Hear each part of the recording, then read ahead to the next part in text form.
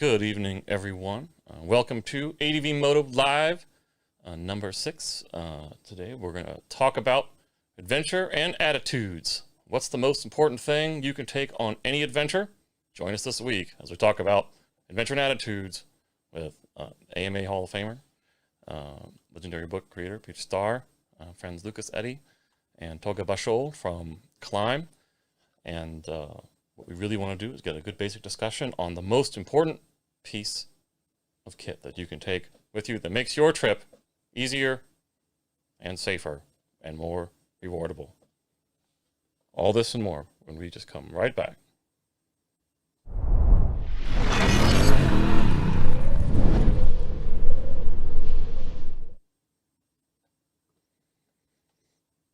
All right, our first guest is a legend of motorcycling in many ways. Originally came to America from England in the 1960s. Shortly thereafter, produced an award-winning video documentary called Take It to the Limit, which highlighted some of the best motorcycle racing in the US and also Europe in the 1970s. And since then, he's had a bout with cancer and continued to travel the world by bike, ultimately publishing a wonderful book called Motorcycle Traveler. He's currently still writing and presenting around the world. Everyone, please welcome Peter Starr. Hey, Peter, how's it going? On your show. Oh, sorry. Looks like we were slow on the mute. Could you say that again? It's nice to be on your show. Thank you for inviting me. Oh, no, of course, man. I always love talking to you. We've met a couple of times in the past. I think at some of the usual stomping grounds, like some of the industry expos and stuff like that. I think the last time may have been AIM Expo. That would have been maybe a couple of years ago. It was AIM Expo in Columbus. Yeah, that's right. Where are you located? I'm based now? in Los Angeles. It's right. I've been here for a long time, but it's fast coming to a close because of what's going on in California generally, and I just think I can be better served in another place, somewhere a bit more suited to my age, and attitude. Like Tennessee or someplace like that, someplace like that. Well, being from the East Coast and in Virginia, we're not far, from Appalachia, and there's actually a lot of love there's a lot to love about the area, and there's some really wonderful writing out here as well too. Yeah, not to upset your friends from Klim, but I actually was in Idaho many times and have friends up there, and for a long time I thought of moving to Idaho. And then I felt like Idaho was a little bit of an island from the rest of the country, and you had to fly in and fly out for most things, and that kind of put it to one side for me. Yeah, but it's a beautiful state. Just gorgeous. Yeah, and it's real easy to get lost up there because you have so many mountains, and then you have a lot of the mountain roads, and they're great adventure riding. And then a lot of them, aren't marked. Like especially when you get real deep into the backcountry, a lot of them aren't really well marked. And if you're only working on a dual sport or an enduro that has a limited range, you can find yourself out of gas along a river somewhere, having sort of taken a long turn, but it is a beautiful state. So many people may be familiar with you, but some might not be. So can you basically just give us a brief history of some of the milestones in your moto media career? Well, it all goes back to Triumph in England, in Meriden in the 1960s. I started work at Triumph in 1961. Started racing that year and continued that relationship through 1964. And then I moved to Lockheed. And about 6 months of not being at Triumph and being at Lockheed, I decided that I needed to go do something else. And I got the opportunity to come to America. And the person that made it all possible was a guy called Bud Ekins, who was someone you might remember as doing the jump in the Great Escape that, of course, a lot of people gave Steve McQueen credit for, but it was Bud Ekins. And so I came to America in 1965 and found out very, very quickly that I could make more money and less risk by having this very thick English accent. And I got into a radio job and became a radio disc jockey for 6 years. And then got into filmmaking. And in 73, the first film I made was The Bad Rock, which was done in Pendleton, Oregon, up in the Blue Mountains there. It was the ISDT qualifier. And that started an entirely new career. So I went basically from motorcycle racer to disc jockey to record producer to documentary filmmaker. And then stunt rider in the 90s on films like Batman and Robin, Apollo 13, Lethal Weapon 3, a lot of those things. And then that lasted till 1999. And in 2004, I had the diagnosis of cancer. And that changed my entire career, both not only in the way I rode my bike and what I did with the bike, but also my basic attitude to living. Now, that's been 16 years now with no conventional treatment and a lot of research into what life is all about, including what I put together to go do the 12 rides in 12 countries in 6 years as part of what I consider to being living a purposeful life. Wow, right on. And so that ride, with the 12 countries, that was what you put into the book called Motorcycle Traveler? That's exactly it. In fact, it didn't start out by being a book. That wasn't the idea originally. It was just to do the ride for my own personal edification. And after the ride with the Grand Riders in Taiwan, I started to think in terms of what am I going to do with all this experience that I'm getting? And as it turned out, the book was the natural thing for me to do. Oh, well, that's cool. Yeah, we deal with a lot of people that contact us saying, "Hey, I'm going on a ride. Would we like to work together on it or something like that?" And and we respond to everybody for the most part. I mean, no matter how big or small or whatever the idea or dreams may be, we respond to everybody. But one thing that we do mention to a lot of people is if you're going to go out on something like this, if you have the capacity and even just a slight amount of interest, just to make something from it. I think so. And I think a lot of that depends upon your station in life, the age you're at, what you're doing, what your real interests are. I mean, I can see people that are a lot younger than me not taking the time to do it. But I had a purpose when I started these rides after the first one. The first one was just to go to Taiwan and ride with the Grand Riders, ride with the old guys, because all of those people I rode with were either cancer survivors or heart attack survivors. And they were actually older than me. I was the youngest guy in the ride. The average age was 82 of those people you see there on the scooters. Average age. Rocking it. The average age. Wow. There was one guy in his 90s and a couple of guys that were 89. But I was that time then, I was the youngest guy. And wow, you were the youngest guy there? Oh, that's awesome, man. That's awesome. And boy, talk about attitude. I mean, so this video, right, with these Grand Riders, I don't know if other people have seen it, but the video is actually one of the best videos I think I've ever seen a financial institution produce. I think it was produced by a Taiwanese bank. It was the Bank of Taipei, exactly. Yeah, the Bank of Taipei. It was the coolest financial institution video I've ever seen in my entire life, because most of those are about as dry as a desert bone, and it's just a really amazing story about some of the struggles that some of these guys went through in their lives, and then still continued to ride after the fact, right? So they themselves must have had amazing attitudes. About life? Did any of that kind of rub off on you while you were as much there?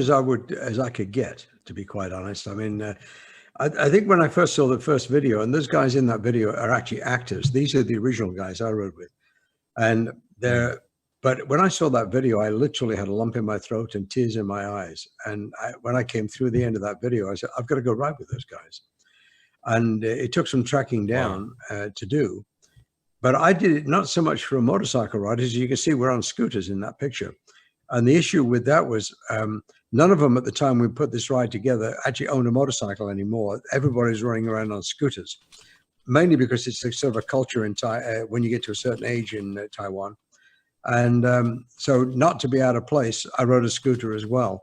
And I just want to say, we talk about adventure riding a lot.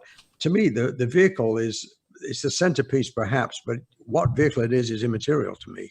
You could ride through the Amazon jungles on a Honda 50 as far as I'm concerned and still be doing what you want to do and having a great time and being part of the camaraderie of adventure touring, Oh yeah, absolutely, and that's a mantra that we push here a lot too, which is, and I think our guest last week said it too: the best bike is the bike you're on. Yeah, exactly.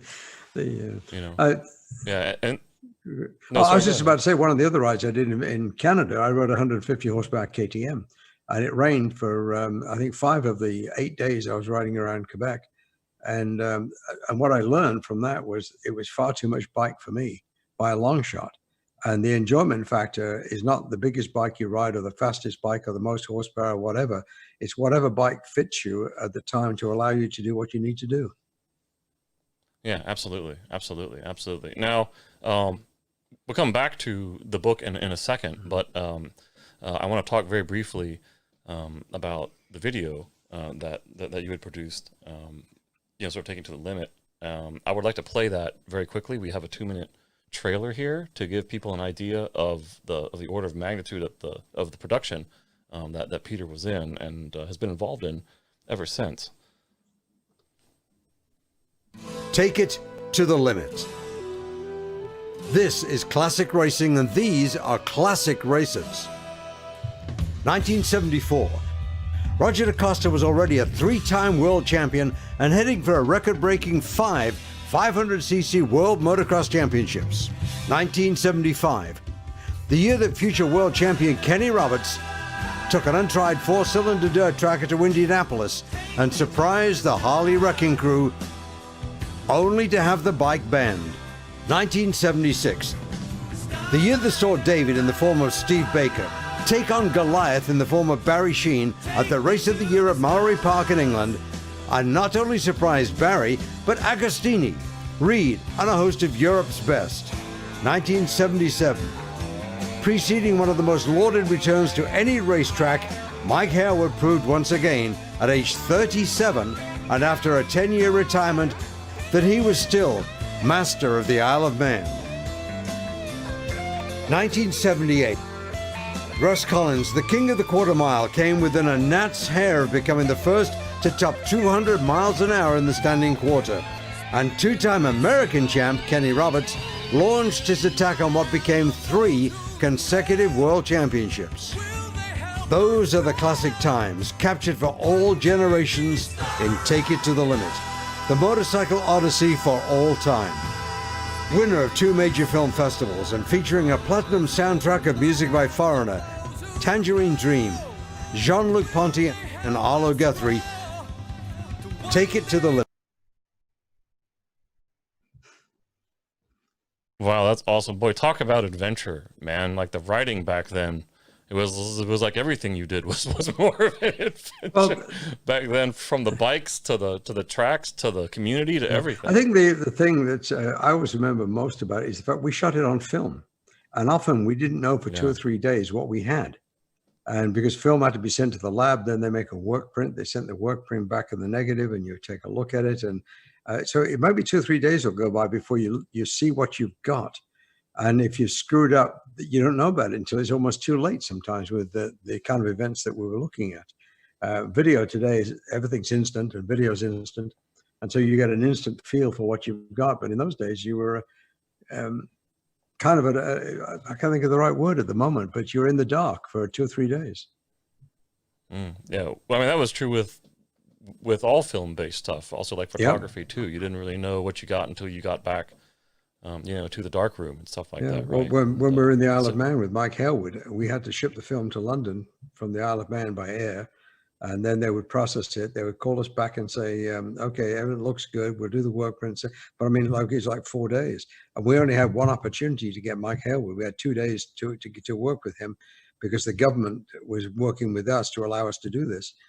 And if we'd have failed, we really would have failed. But we didn't, fortunately. But it was just a different world then. And I hope to communicate that sometimes when I show the film to people. It's 40th anniversary, and we're going to be doing some dealer shows later this year for the 40th anniversary. And in the beginning, I give a little talk, and I say, I'm going to take you back now 40 years. And you sort of have to let that sink in for a moment, that this was 40 years ago. Yeah. I mean, heck, even 10 or 15 years ago seems like a long time ago now with the way things move. We do have a question from the audience, and that is, what does Peter, or what do you currently have in your garage? A motorcycle? I have a Suzuki V-Strom, 650 right V-Strom. Right on, excellent. What year is it? 2008. It's been worked on. So it's been worked on a lot. I mean, it's a really good bike. It does most things I need to do, and it does just about everything I need to do quite perfectly. But I worked on the suspension, front and rear. I put a lot of stuff on it that I wanted to have because I do a lot of winter riding, And I like hand grips that heat up and things like that. Oh, right on, right on. What are some of the favorite motorcycles that you've had in the past? Oh boy, Triumph Bonneville, Kawasaki Concours, I remember. Honda 650 Turbo, the turbocharged Honda, that was a long time ago. CB 1100F, I remember greatly in about 1983-ish, that era. Oh goodness, those are the main ones. I've had dirt bikes as well, but I've not been much of a dirt bike rider, to be quite honest, over the years, compared to road riding. And the dirt bikes I had were mainly dual sport, usually 250 cc's. And that was a handful for me with my skill level, entering things like family enduros and stuff like that. It definitely was second best to my road riding, in terms of actually doing something.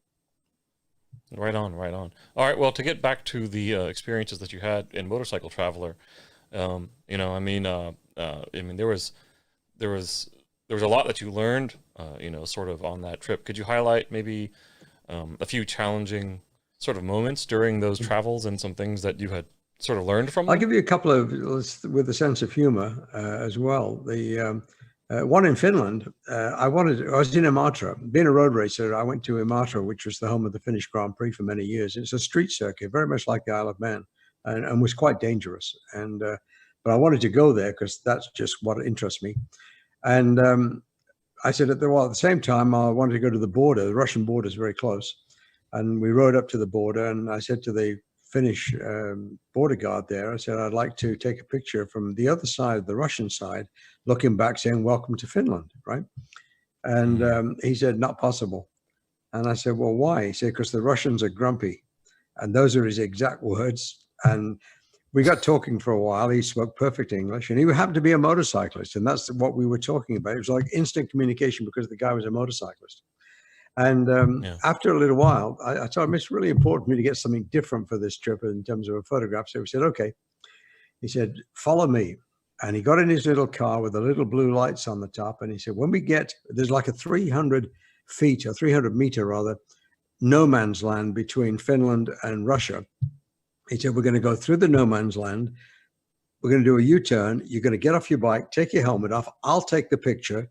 You get back on the bike and get the hell out of there. Which we did all literally within about 60 seconds. We screamed up to the border. He did a quick U-turn in his car. I'm off the bike, helmet off, smile, back on the bike and out of there. And that's the photograph you see there. And so that was the photo. And right afterwards, the guys in the little hut down here were Russians with AK-47s and everything else, came rushing out with a sort of a, what the hell's going on kind of an attitude to them. But it turned out okay because the guy that I was with was obviously an official Finnish guy, and he had his official car with the blue lights on, and he kind of explained it to them afterwards. But he said they wouldn't have liked it if we'd have asked first. He said it's always better sometimes to do something first and ask for forgiveness afterwards. Yeah, that seems to be true. Have you had any other border crossing experiences that didn't go well or the best story to tell about that was the trip around Ecuador with Court Rand. Court and I rode around, and his father followed in a truck maybe 2 or 3 hours behind. And on this particular day, we're up in the Andes and north of a town called Alausi, which is north of Cuenca. And it was very close to the end of our ride, only 2 days from the end of what was a 10-day ride. And we were cruising maybe 50, 55 miles an hour, and I was maybe 35 yards behind him, something like that. And there was a group of indigenous peoples at a bus stop, maybe quarter mile down, half a mile down the road. And as Court approached, this woman jumped out into the road to cross the road, never looked. And all of a sudden she heard the motorcycle squeal of tires as Court hit the brakes. And she, instead of running across and getting clear, she stopped dead right in front of Court, and he hit her. And what they tell you in those part of the Andes is if something goes wrong, get the hell out of there. Well, Court wasn't trained that way. He stopped, as did I with him. He got off the bike, treated the woman with first aid. His father came up with the truck about 20 minutes later, and he was about to take her to the hospital in Alausi when the federales arrived. And they have a pretty set of rules to follow in the Andes, because the legal system in the mountains is different than the legal system, in Cuenca or Alausi or the other towns. And the idea is you have to placate whatever's going on up there.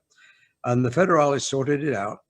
They took us back to the federal police station there, which wasn't very far away. And we had dinner with them. We laughed with them. We had a great time. And then they took Court to jail, right? Because as was the system there, he had to go to jail. That's what it was. And so they put him in jail overnight. And this is a real jail, real picture. And the next day, the local lawyer represented him in front of the judge. And the issue there wasn't one of who was guilty of a crime or who made the mistake or who was to blame. That wasn't the issue. The issue was, how do we pay this family some money? That was the settlement. Now, it wasn't the fact that she ran out into the road and there was no lawyers arguing the battle at all. It was a question of what you're going to give these people. Well, fortunately, as court would have it, and he'd already done the morally correct thing of stopping and administering first aid. But he actually had insurance, which is a good thing, and it was all settled, except they had one little ace in their pocket, in as much as they kept Court's bike for 30 days until they made sure that the money was paid from the insurance company to the family. And wow, so I mean, in that kind of situation, you basically have this, I mean, those are very difficult. I mean, Court at least is familiar with the country, but if you're traveling through the place and you're not familiar with the country, and I know other people, this similar thing has happened to them, and it didn't end up as jovial towards, towards the end. I mean, that's a real question. I mean, some damage has been done. Whether or not it's your fault isn't really the point. Now you have a situation that you have to deal with. Yes. What are your choices in that kind of situation? I mean, I guess you could ride off, which would be a totally jackass thing. But that's to what do, they tell you in some of these countries, because as I was told, not by Court, but by the federales afterwards, he said it's not been unknown that an accident will happen and the local group of indigenous peoples will basically take care of it themselves in a non-judicious way, as we understand it in our society. And that's why people get told that. But Court is not only lived in Ecuador for quite a while, speaks the language, but he did what I consider to be the upstanding thing to do, which was actually take care of the problem. Yeah. And that's an attitude. Yes. You know what I mean? Yeah. I mean, you have to be willing to deal with what comes your way on the road, even if you're in an unfamiliar, circumstance or sort of situation. And it's really, I think, magnified more the tension and the pressure there if you don't speak the language. Yeah, but that comes with another set of things that you need to really rely on, and one is attitude. People that sort of are confrontational in those situations generally don't come out as well as people that have a dose of humility, shall we say, on it. Right. And you cannot confront some of these people in these out of the way places because they've got you every which way. And anybody that tries to do that, I think, does the wrong thing. But a little humility, and it goes a long, long way in those circumstances. Knowing the language also helped. I don't speak Spanish, Court did. And so he took care of all of that. But and a sense of humor. When we met the federales, and they understood it perfectly. They've obviously seen this kind of thing before. And they were just laughing and joking afterwards, and we had dinner with them, and it was like just another day in Disneyland or something like that. Then he said, "Okay, we got to go," and they put Court in the back of the van, and off they went to jail. Yeah. So it's just like another day at the office for them. Yeah. And it looked like there was a Christmas tree in there. Was there like a Christmas tree? It was right after Christmas. Yes, it was. So there was a Christmas tree. That is a Christmas tree. And that's about as cush as a jail cell well, gets, it was a big place. That was the outside part. The jail itself was one big room, and in there were your basic murderers and thieves and rapists and God knows what. It was like a scene from the Arlo Guthrie song Alice's Restaurant, because they were all in the same cell, every kind of crime you could think of, and yes, there was a Christmas tree in there. Wow, that's cool. And it's one of those things where, I mean, even in the photo, you can tell, you guys are trying to make the best out of what could be a very uncomfortable kind of It could have situation. gone. It could have gone haywire. It could have done. It didn't. And I think a lot has to go with because of Court's attitude, and basically it was a sense of humor in many respects. The business was done. It was done the way it needed to be done. Everybody seemed to be happy, and but there was no like foreigner standing up and screaming bloody murder, in front of these people that it was their home that you were dealing with. You just got to go along with it and play nice, Yeah, absolutely. Now, did you have any other experiences? Well, there was, maybe in Asia or somewhere. well, around this we area? had a very spiritual experience in Thailand. I went to Thailand, and the bike I rode in Thailand was a Kawasaki 1000 Ninja.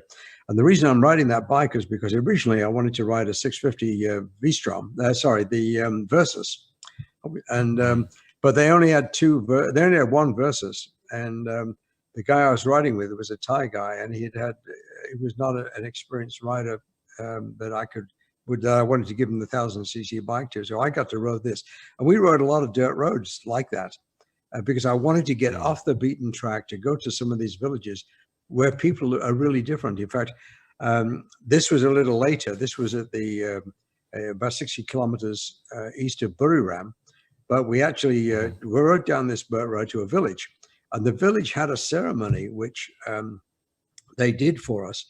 And there was a monk who was the head Buddhist monk of the village. And he actually gets you to sit around a circle, and everybody ties a piece of string around your wrist as like a welcome. It's like a welcoming ceremony. Then the last piece of string, everything's white except this sort of amber kind of string they put around, and the Buddhist monk does that. And nobody spoke English. And it was really, but it was the warmth and the love and the understanding in Buddhist terms was quite magnificent. I mean, it was a wonderful experience to do.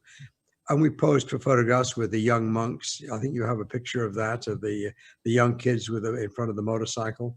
And they'd never seen a motorcycle like that before. They'd never seen anything that big. All they had was like Honda 90s and stuff on that level.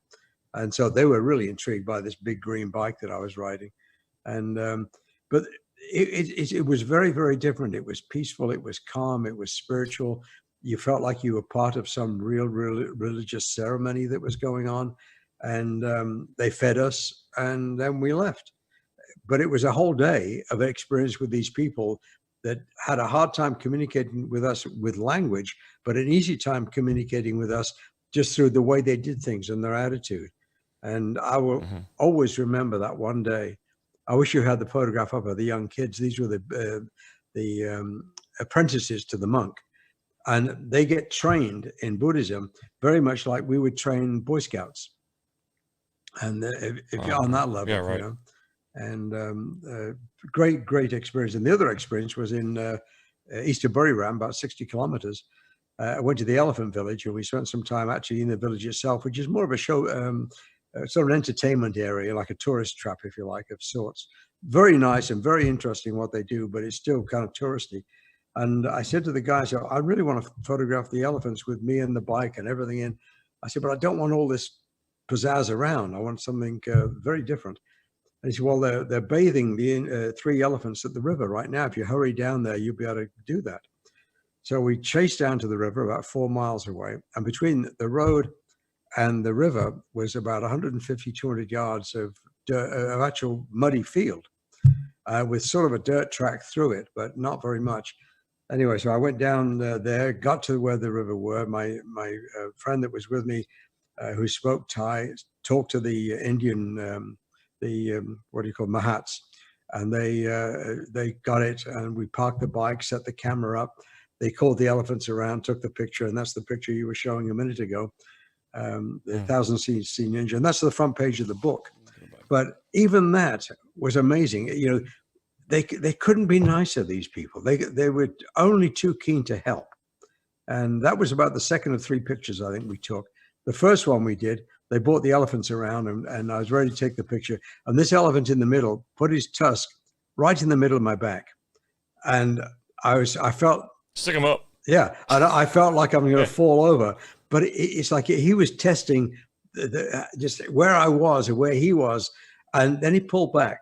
And I don't know whether the Mahat told him to pull back or whether the animal did it on his own. I just don't know. But that was for that one moment was a scary moment, because I felt this tusk right in the middle of my back. Anyway, he pulled back and everything was fine, and we got the picture, and then we went off. But I'd hit my knee on the bike when I left the elephant village, and I hit it so hard I didn't even feel it, but my riding partners felt it for me, and I didn't say anything, so I had to get this picture. So we went charging down to the river, and everything went well. Got back on the bike, back up to the road, back to the village, to where we had this little hut that we were going to stay in. And they said, we're going to go and have dinner with the trainer for the elephants tonight. And I said, okay. But I said, but I feel nauseous. I feel really, really sick. And he said, what's the problem? I said, it's my knee.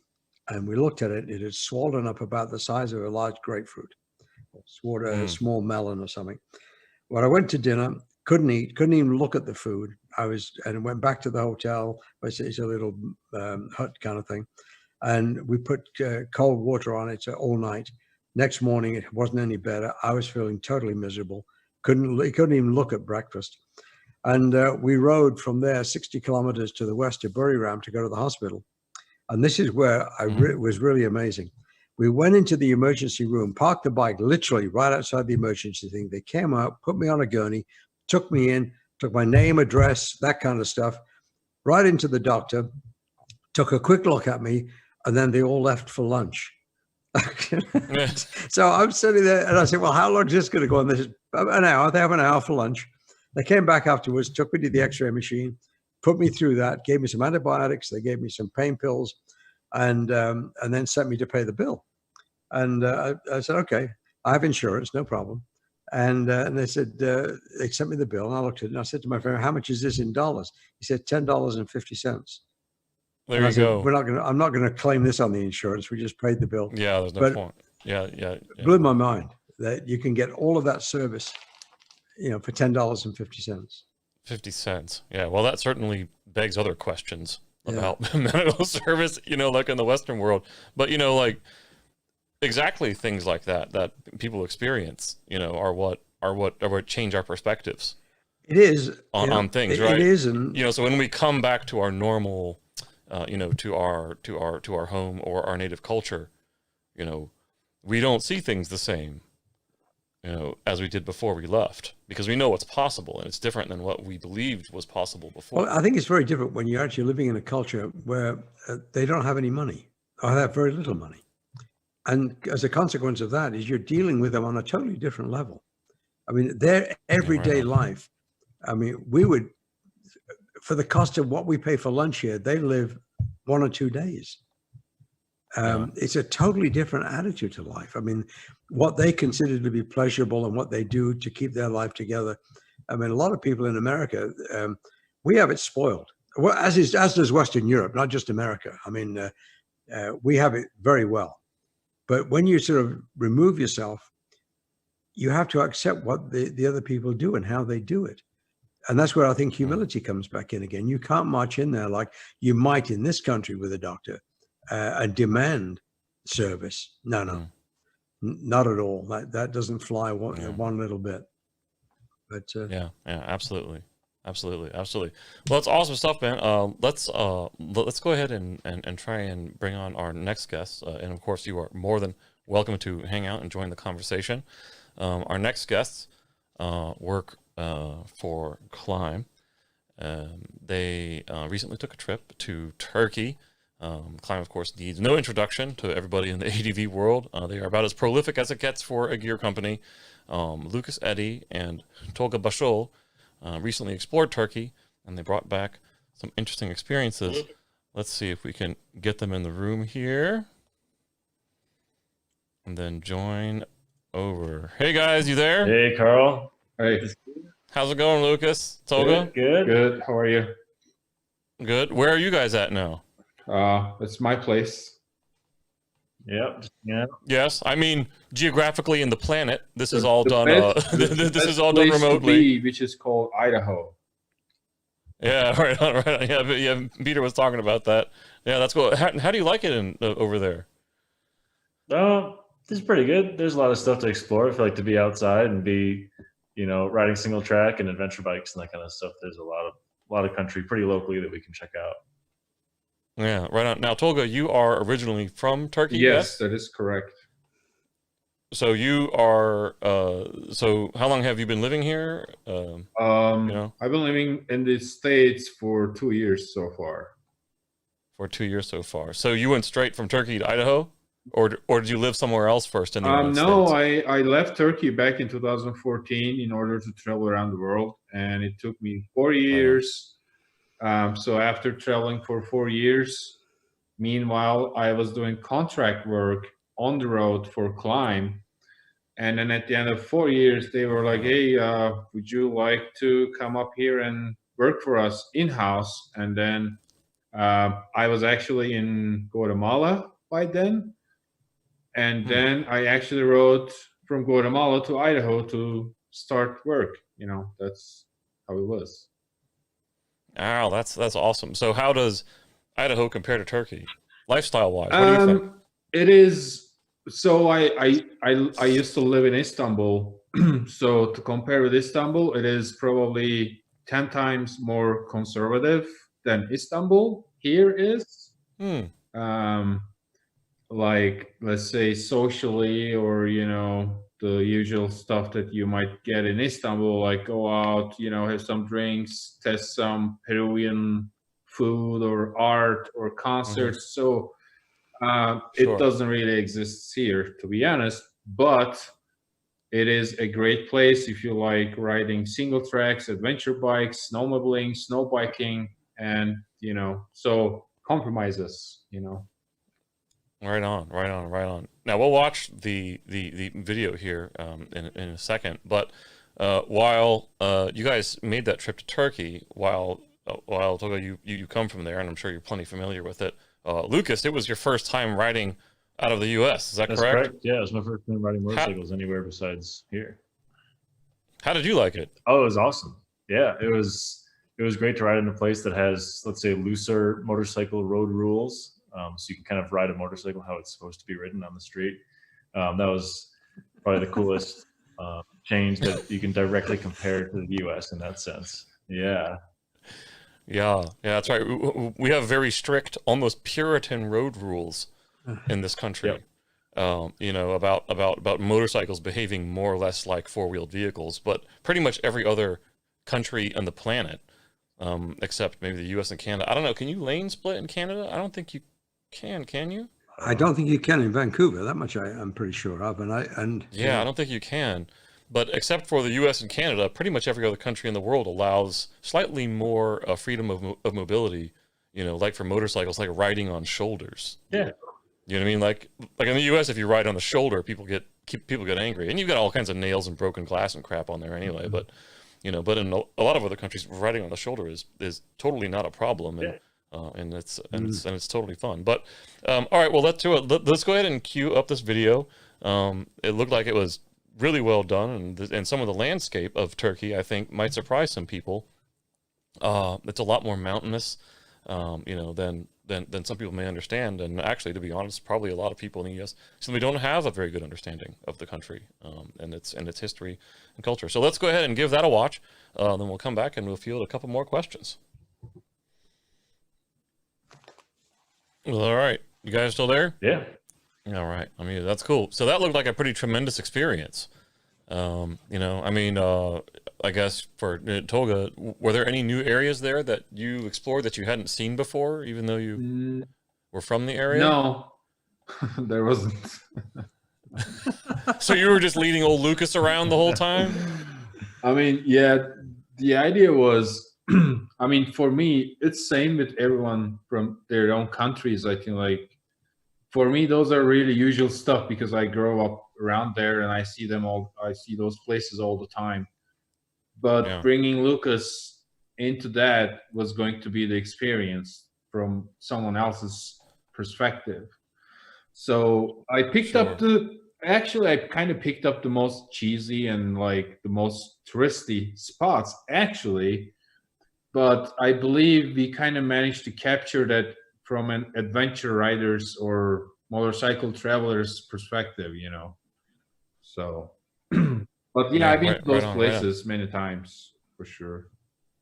Yeah, right on. So Lucas, you know, I mean, for you, there was probably a lot more of a challenging experience, you know, than it was for Tolga. Did you have any moments there that, you know, that you know, kind of found you kind of not understanding what was going on, or sort of getting frustrated, and you know, how did you deal with it? Yeah, that's exactly right. I would say frustrated is the right word. We were riding from Cappadocia that we saw in the video to another town to spend the night, and it was going in the evening. We weren't planning on riding at night. We had tinted goggles, tinted visors. We weren't planning on riding at night. So we're going on kind of a long, you know, couple-hour road ride in the dark, not knowing exactly where we're going.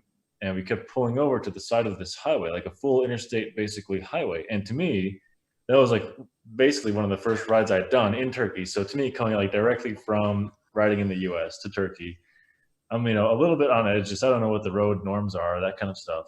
And we keep pulling over to the side of the road on the shoulder, on this narrow shoulder. And cars are blowing by, buses are blowing by. And I'm like, how is this safe? How is this okay? This is insane. You guys are crazy. What are we doing? And I was getting frustrated and felt unsafe and felt like I wasn't in control of what was going on. And that made me feel uncomfortable, you know? And later on, you kind of discuss this and like, no, man, that's normal. Like, it's not a big deal to just be stopped on the road. You got your flashers on, people see you, like it's not out of the ordinary. And you just have to learn that different things are okay, you know? And that was a normal thing to do. Yeah, yeah. So how long did it take you to kind of get over it? Basically, once they explained it, I just understood, okay, that's fine. You know, watch your mirrors in case there is somebody that's coming behind you. But as long as it's socially accepted and fine, then okay, let's roll with it. Yeah. That's tough. Now, how about language? Did you have any issues with language? I mean, I'm sure you were there. Were you the only American in the group? Yeah. In our whole crew, I was the only American. We had a bunch of other people who were from right. The lone gringo. Exactly. All right. Yeah, that's cool. Well, I mean, that can be frustrating too if you got a bunch of people around you, and also Peter. I'm sure you had plenty of similar experiences, right? You know, where everybody is speaking. There's a lot of commotion going on around you. Yeah, I mean, but you just don't have any access to it, right? Well, it depends very much on the country, to be quite honest. I had 12 really totally different experiences from the 12 different countries that I put in my book.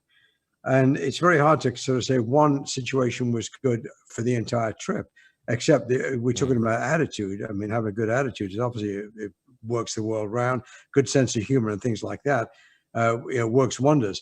But everything is so different. I mean, you cannot really compare Thailand and Taiwan. You certainly can't compare Australia and Quebec.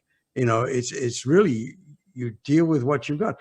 I mean, I grew up in England, and my heritage is Scottish. And I did a trip around Scotland on the trail of Braveheart. And Braveheart, of course, being William Wallace, the famous Scotsman that was the scourge of the English in the 11th century. And I went down to every castle, every gravestone, everywhere that he had been during he was never king. He was just the savior of Scotland and against the English. And I went to every place, which is totally different in the way of attitude, for instance, than when I rode around Romania. Romania, I called my trip there on the trail of Dracula. And so my goal there was to go to all of the Dracula castles and all the little places where there really was a Dracula. There really was a Count Dracula. Count Dracula. He did exist. He's a historical character. And Vlad the Impaler is what he was.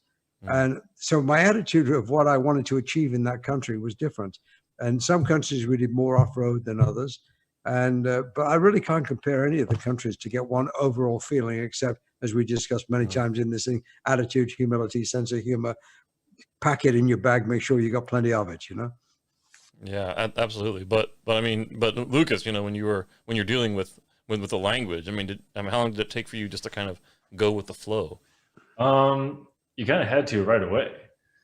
Yeah, because you know, everybody's a native Turkish speaker there, so they're not going to just all switch and change and speak English full time, even amongst themselves, just for the sake of being there. Right. So there were plenty of situations where in the course of shooting, in order to understand exactly what the plan is, which riders will ride where and how often and how many times around this corner, the information wasn't just available to me by listening to the conversation. I would have to know what I wanted to find out and ask it specifically. But once you got used to that, it's not a big deal. And yeah, you just roll with it. Yeah. So I mean, you really have to learn to be flexible and not take any expectations in with you into a situation, whether you hit a woman on the side of the road, you know what I mean, or or you're parked on the side of the road and it's like, this is craziness, like what's going on here. The paradigms and the social expectations that you bring with you are often destroyed in the process of the experiences that you have on adventures, and it's a wonderful thing, because I think that's where we all grow, all of us here, you know what I mean, and anyone that's been on it. Tolga, have you learned anything cool from being in the U.S.?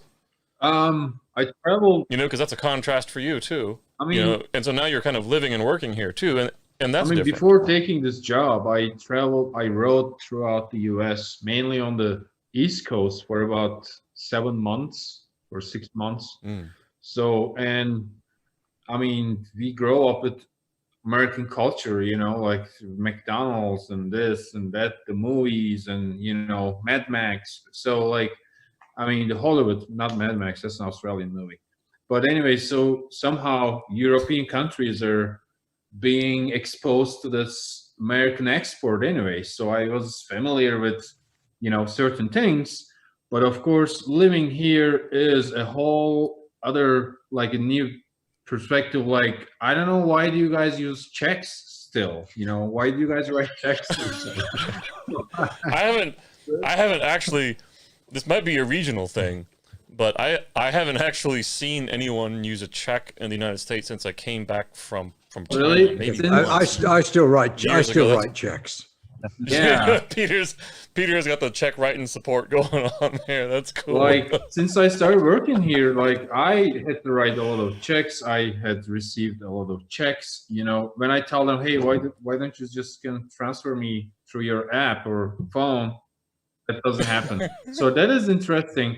And also it gives me a better perspective is why things are like that in the US, like why you guys don't have universal health care. I understand it better now, Yes. Why right. medicine is so expensive, or this and that, and insurance. So for the future, I think this is going to be good for me, so I can maybe do another project about, the American lifestyle and do some interesting stuff about it, Yeah, totally. A lot of what makes content interesting is when we compare and contrast things. Yeah. Right, and then we pull meaning from them, and then we share that with people in a light that they may have never considered it before. Right? Yeah, but for my line of work, I have better opportunities here, obviously, because I've been in the media since. I've been working in the media industry since year 2000, so it's like 20 years so far. But Sure, what I wanted to exactly do, especially specialize in motorcycles and travel and those type of film work and video work. I wouldn't be just able to survive in my own country just by doing that, because there's no market or there's no, Yeah. So in that, it's still not a huge market, to be honest with you. It's still not a giant. Yeah. Giant But market. here It's a big enthusiast market. It's condensed as such. I just want to make a comment, if I may. Turkey, if I remember right, it's kind of like always been the crossroads between Europe and Asia, right back to the days of Constantinople and so on.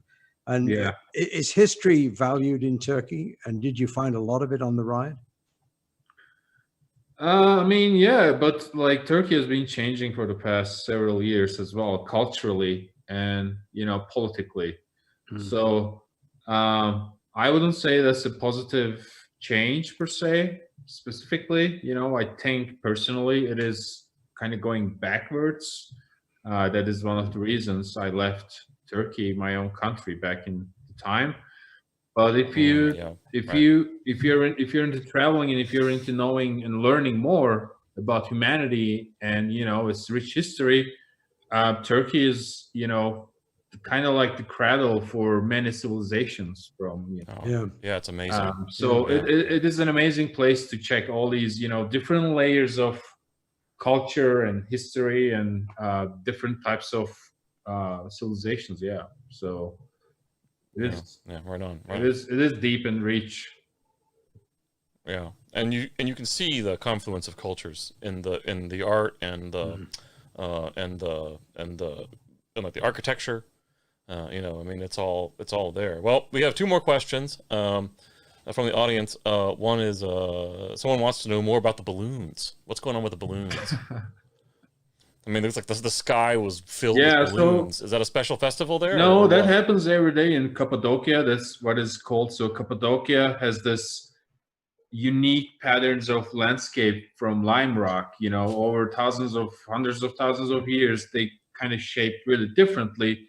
And it is one of the first settlements and birthplace of, I believe, Orthodox Christianity. So all these structures have these little churches inside, and you can go and pray, and, you know, so it's a really important first, like a historic, you know, spot. Also, it's this incredible nature just formed all these, you know, weird stones. So what happens is every morning, hundreds of balloons just go up to show you how it looks from above. So that happens every day. It's pretty normal, you know. Wow, that's It's really a good. business. It's a big business there. Like, you know, operating a balloon is a big deal there. Oh, okay. Well, right on. And then we have another one named from Tan Kirchibi is asking Lukas to tell about the ADVMoto, I guess, issue. Yeah. Yeah, that you found somewhere else. Yeah. No, I know exactly what he's talking about. So I stayed at Tan's house for a couple nights in Istanbul before flying back, and he's got the first ADVMoto issue that I contributed to a couple years ago, Carl. So that was a pretty cool experience to see that. And we didn't know it at the time. We found out later on as I was hanging out, kind of what was going on. That was cool. Wow, that's cool. Yeah, that's the cool thing about print. It does have a way of getting around, you know, and when it does, if it's good stuff, it sticks around. You know what I mean? All right, well, guys, let's go ahead and do our final wrap-up question. But based on all of your collective writing careers and experiences, what is one tip you would like to give the audience about how to be a better adventurer? Peter, you want to go first? Basically, try to understand the subject you're writing about, whether it's people in one country or people in another, or whether it's even the motorcycle you're riding. You know, I seem to find so much, not at the hardcore of motorcycle journalism, but on the fringe of people that are writing and they know very little about either. And do your homework. That's what I would say. Right on. Lukas? Be a sponge. Try to take in, both visually and then everything else, just try to see and observe and take in as much as you can, instead of coming in. And this is especially, you know, in terms of being an American going to other countries, instead of going somewhere and trying to put out as much of yourself or your ideas as you can, rather to come in and try to take in as much as you can wherever you go. Yeah, right on. Do you feel that when you got back from your travels to Turkey that, you know, that in some ways, because of the things that you had experienced, you know, that you had changed, or that you had a different understanding, you know, of your home? Yeah, I think I'm going to use your words, Carl, in our phone conversation the other day. I think you said that exploration or discovery, one of those two, let's say discovery is a mindset. And those are your words, but they summed it up for me, kind of what I realized at the end of that trip. Yeah, that you just have to, if you have the right mindset, you can discover a lot more, just whatever's around you. Yeah. And Tolga, you have a fair amount of experience. I mean, it's hard to, you know, just put it in one sentence, but I would say just don't be a gringo, you know. That's. Can you make a shirt Yeah, about that? Oh, I'm wearing your guys' shirt. See, you got the balloons on the shirt. Yeah, we're all ballooned up over here. Yeah. That's right.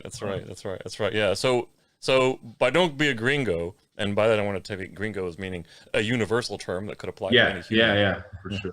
Yeah, you know, I mean, what do you mean? I mean, don't be a What do you mean? douchebag, you know, just respect the culture, respect the language, and respect the traditions of the country that you're in, and don't expect people to behave as you are used to in your own country. And Yeah. I mean, when I was traveling, I saw that, but you know, sometimes in some bottleneck locations, you kind of meet other riders, like, you know, getting from Panama to Colombia, you got to do, there's not much option. So you meet a lot of other riders from different part of the world, and most of the time they expect the same, you know, flow of things from their home country. And if you bring that mindset to your travels, that is going to frustrate you all the time, and you're not going to really enjoy the ride, you know. So that's when I say don't be a gringo, just relax, chill, you know. It's not the end of the world. I mean, the whole experience, just try to soak in the experience instead of getting angry at things, you know. Yeah, exactly. I guess that would be, you know, and pack light, and for sure, you know, travel yeah, light. absolutely. That's really important. Absolutely. But at the end of the day, you're the guest there. Yeah, exactly. You don't know. Yeah. You know what I mean? Yeah. I mean, you're the guest, and I think a lot of travelers have this experience. You go somewhere to a different country, and they understand you're the guest, and the good nature of humans and people in general, they want to take care of you. And they want to show you a good time, no matter where in the world you are, right? And the paradigm that we often sometimes see is the people that have the fewest resources, or the poorest people in essence, do the most, and they give the most to take care of you. And that's a conundrum that you know, that I'm still wrapping my head around. To be honest with you, it doesn't make any sense. You know, but there it is, and that's a hard, cold truth for I think anyone. I really like to tell you a really short story about it.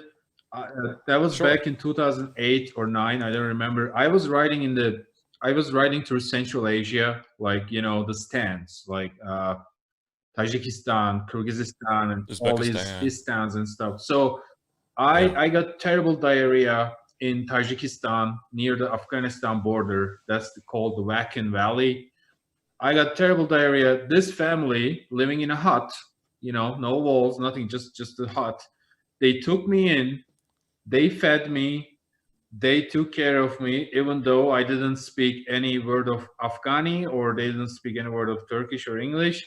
They took care of me for 4 days without expecting anything from me, you know. Yep. And that is really important. Like, and unfortunately, sometimes you can hear from people when they hear those countries, they think like, oh, you know, terrorists, or, you know, bad people, or this and that. So I wish everyone could have the chance to travel, you know, on these different parts of the world. So I guess we would have a better understanding of each other, and, you know, different societies and cultures and all that stuff. But yeah, I experienced that firsthand many times, not just in Tajikistan, but in many countries. You know, everyone helped me. Everyone tried to make my life easier, and because it was my attitude also, you know, just try to learn and, you know, have fun. So that is really important. Yeah, I would echo that. Awesome. Actually, all the countries I went to, the people were most welcoming, and I've seen it when I've been at other countries not on a motorcycle, and the difference in the attitude when you're riding a motorcycle. They're much more helpful, much more understanding. They're inquisitive. They want to know who you are, what you're doing, look at the bike. I mean, there's so much going on that you just don't get with any other way of going through those countries, in my opinion. Yeah, absolutely. Now, Tolga, were you solo? Oh, no, I was with 2 other riders, but they had to keep going. And, like, you know, there was some weird bike rider situation. Okay. But but at that time you were solo. Oh, no. So that was way before. So that was like 2008, when I was just doing trips on my vacation time in 3 weeks, 4 weeks, you know. Oh, okay. Before I quit my job and started traveling full time. But I'm just saying, like, when you had the bad guts, were you by yourself, or did your friends wait there with you for 4 months? Oh, they had to go somewhere else and then check on me later. Right, but you were by yourself during that ordeal with the family, right? You know, some medicine, try to find some, like, medicine. Yeah. But when you're by yourself, then the experience really gets amplified, doesn't it? Oh, yeah. Yeah, I mean, there's a big difference when you're traveling even with one other person versus when you're traveling by yourself and you're in this, to be honest, a very vulnerable situation. Yeah, but right? it kind of makes then, you, I think, to read people's body language and stuff way better. So their intentions. you're kind of like, it seems fine. This feels safe. Yeah, I know. Yeah, and then amazingly enough, at the end of it, they don't expect anything for it. I mean, even if you try to give them money for it, they won't. No, man. Like another short one, like in Siberia, I was riding with this really young Swiss rider. His cylinder head's blown out. The bike is unrideable. You can't do anything. That's Road of Bones. The famous Road of Bones to Magadan, which is pretty easy. It's kind of overrated, but anyways. So we need to get his bike to Magadan somehow. This truck driver pulls in. He looks at the situation. He leaves us. He comes back with welded rings in his truck bed so we can fix his bike there, and he brings another truck that can with kind of like an arm to pick the bike and put it in the other truck. So we put his truck, etc. We spent 6 days with those guys. I'm riding my bike, but the Swiss guy is in the truck with his bike and the other guys. So we spent 5-6 days to get to Magadan. We get there. We tell the guy, like, okay, how much? Like, you went all this trouble, and those people are not making great amount of money up in Siberia. It's really slim. He didn't take a penny. Like, the Swiss guy forced him to take some money at least, because he just wanted to appreciate like how great help that was. He didn't take it. He said, well, just buy me some vodka and we'll drink some vodka. And we just, had vodka together, and that was it. Like, yeah, I think in Western China, the currency for thanks was cheap cigarettes, and a little bit of Western, like Johnny Walker, that sometimes I would bring with me on the trips, and then you just end up sharing drinks with people. But they won't take cash. They won't take anything blatant like that. You know what I mean? Like a lot of the times, and it's a heartwarming experience. Can I ask you a question? Do you find that in the countries you've been in, that the should we say the working people, the common people, if you like, for want of a better terminology, are actually just great? It's the governments that's the problem. The people that want to rule those people that are the problem. Yeah, that's my observation. Yeah, it's kind of usually, Mexico is. I love Mexico, great country, great people, but they have a corrupt government. Same in, Turkey. I don't like the government in Turkey either. Well, there's no perfect. No, I'm just curious, but it seems that the global experience seems to be that if you mix it with the ordinary people of those countries, you can have a wonderful time. If you try to do what the government tells you to do, you can have an awful time. I don't know, but that's my experience anyway. I like to keep it simple. Yeah, absolutely. Well, all right, guys. Thanks very much. That's all the time we have for today. We try to keep we tried to keep the shows a little bit shorter. But anyway, guys, thanks very much. Again, thanks to Peter, Lukas, and Tolga for sharing their experiences today.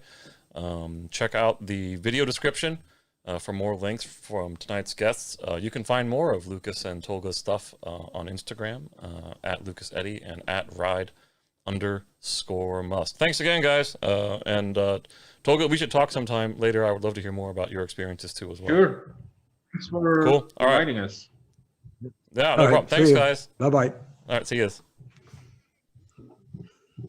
All right, so attitude impacts your adventure in every possible way, from the types of relationships you build with strangers on the road, saving some money, or simply just having a good time. A good attitude is one of the most important tools you can pack anywhere you go. A touch of adaptability and humility, let's throw in a sense of humor there for Peter, will go a long way in making sure that your adventure is not only more fun and safer, but it gets you to the best of what your journey can offer. So please join us, ADVMoto Live, number 7, next week, as we cook up some dishes that you can make on the road with Cooking for Adventure. And join us with our special guests, Simon and Lisa from To Ride the World, and also Alexandra and Sturgios from World Vespa on next week's edition of ADVMoto Live. Your support means a lot. Please like and subscribe to our channel and visit adventuremotorcycle.com for more ADV. Until next time, everybody, please ride safe, have fun.